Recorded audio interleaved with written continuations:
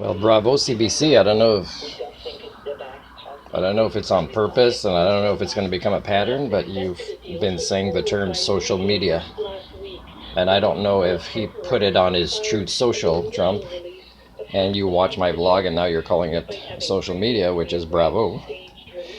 When it comes to this, the petitions in Israel to end the war and release the hostages, I mean, Netanyahu could have done this a while ago, where he does that and then goes back at it after. Because I think, based on the things that are said in the protests over there and not said, like they're not asking Netanyahu to turn himself in for war crimes or genocide, or for also being part of the origins of the creation of Hamas, right? If you look into it. Now, the protesters are not really showing signs of care and concern for Palestinians. Most of the protesters, they'd be okay if the hostages or their bodies were returned, and then they'd be quite shocked with how skinny they are, or what it's like having a dead relative's body coming back, and then they'd be protesting less if it started up after that, right? Now, of course, this is not impossible, because our species has failed. I mean, if we define human by sentient and sapient, Bibi Netanyahu and many people in the protest that you would think are for human rights are not. So they're not human, right? Based on the definition of sentience and sapience. If they have those words over there, they can look up their definitions and see, am I acting like this as a majority? Submarines, I was imagining, hey, what if extraterrestrials come and they try to help us de-escalate our devolution and destruction of the biosphere, which is where we live and where we'll always live, and we'll never live anywhere else, because those extraterrestrials know, oh no, you're not responsible enough to leave the movie theater cleaner or the same as you found it when you got there for your entertainment. So, but what if they say, hey, we'll start buying your submarines? And the reason I worry about submarines is eventually elites would hide in there when things get really bad, and they'll get to their islands that are touched or less than other places in the catastrophe that they're building as a species, and definitely more on the shoulders of responsibility of elites. But it'd be a slow way to start things. Like extraterrestrials could say, hey, we're going to do that, and we don't want any arguing because we're here to help. And whether you're happy or not, our plan is laid out transparently on your internet things. And these are the stages. First we start, well, not necessarily first, but we'll start with your submarines. We'll give you, gold of the value, whatever. You can do that to build a boat that does the same thing if you want, but no submarines. But I understand, I understand that the world of today is like, when I see industry here, and let's say I get a job or get a tour of the big cranes here industry. It would show how pathetic my species is, because we lost our way a long, long, long time ago at the benefit of the elites and the families and the kids that are born in these families. And it's sad. It's sad because we used to be better as a species. We used to, through collective learning, one of the things that made us human, we used to be able to know how to farm, how to hunt, how to build shelters, how to sing and dance and communicate and be in a relationship and help each other's kids in the village, and do it in healthy ways, especially with more transparency, because you would think the internet would bring transparency, but the internet actually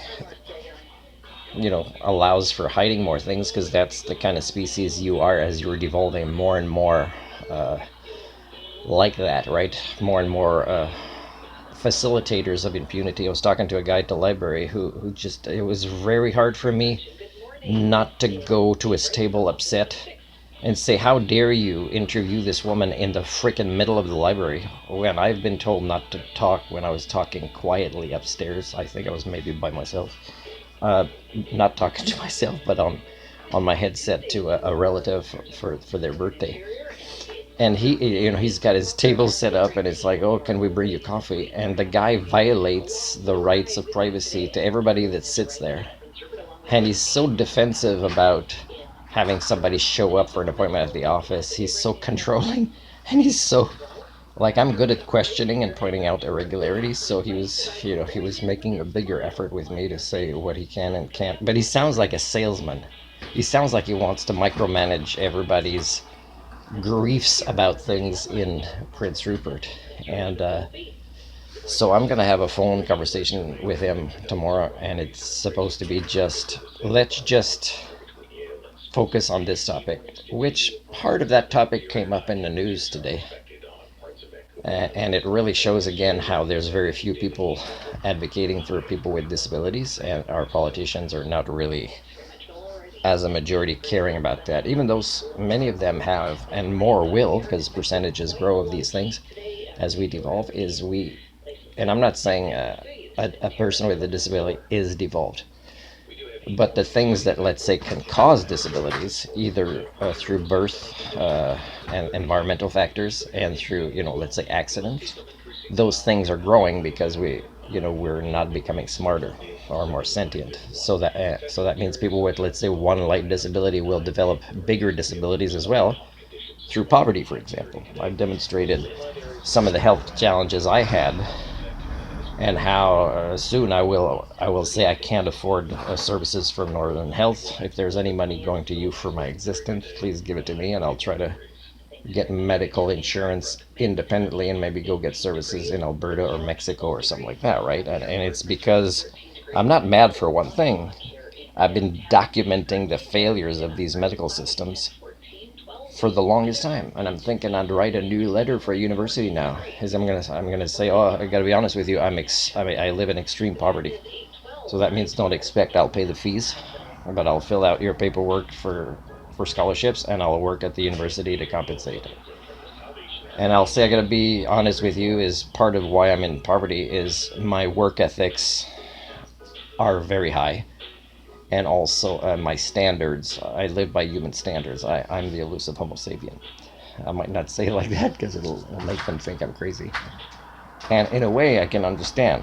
To the norm, they think I'm crazy, and there's nothing crazy about what I do. And even psychiatrists would say, I gotta pick and choose something from the DSM-5 here, because this guy's so far from the norm, but he doesn't really qualify for what I'm gonna give him. I just need to pick something, and nobody argues if we're right or wrong anyways, and we get away with it anyways. And maybe my intentions are good as a psychiatrist. I want to help this guy, and I'll tell him, oh, the only way you can help me is set me up with somebody who has care and concern and has the training for counseling 101. I wouldn't mind sharing what my life is like. That's, yep, you don't need to diagnose me or give me medicines that I don't need to make you think you're helping me, because really you're not. So here, like, I'm seeing there's a lot of people with two jobs, right? And they come from cultures, let's say from India or Philippines, where they think life is about earning income, whether you're paid what you're worth or not, or whether you have a life. People don't understand they don't have a life. There's talents and arts and leisure that they could partake in. It's just not part of their culture that much. So let's say I want to make friends or a girlfriend, and the only thing they know is working. They don't know, let's say, how to ride a bicycle, or how to go up there and give singing a try at karaoke, or how to, understand things about their health, their bodies. If it's not a skill set for going to work, and a lot of the skill sets for work aren't really that advanced either. They're just show up. I just show up, make sure the schedule works, and that's it. And sometimes they send money to their families, and that's what I'm supposed to understand. Yeah,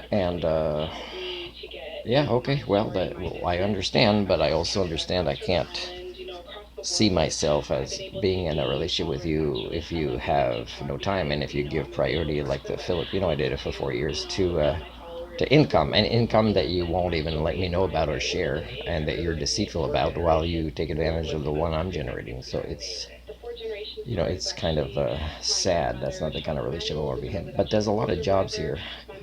So if I don't get the particular job that's just a couple hours a week that I applied for, and I'm gonna keep trying this week to find work in education anywhere. And if I don't, then I'll go camping with this guy for his birthday.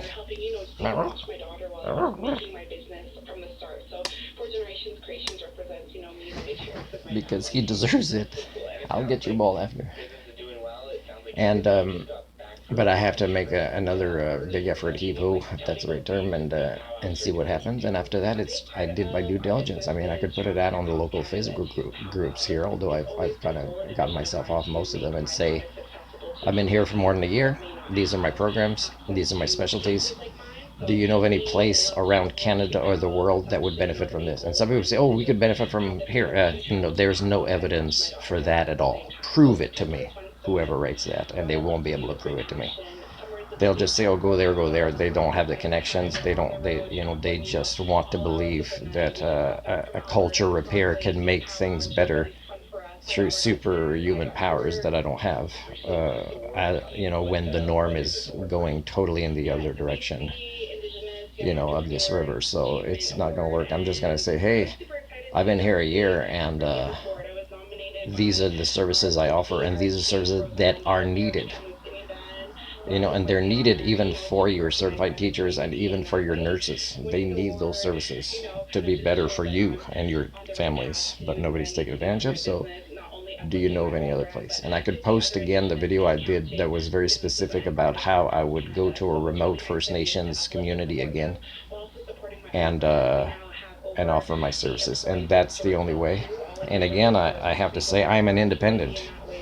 So I'm a polymath. There's no unions for polymaths, and all the unions that I've known about, including those I was a representative with, have been unable to represent the populations they collect money from their paychecks or from their student fees for. They have not successfully done what they're supposed to do.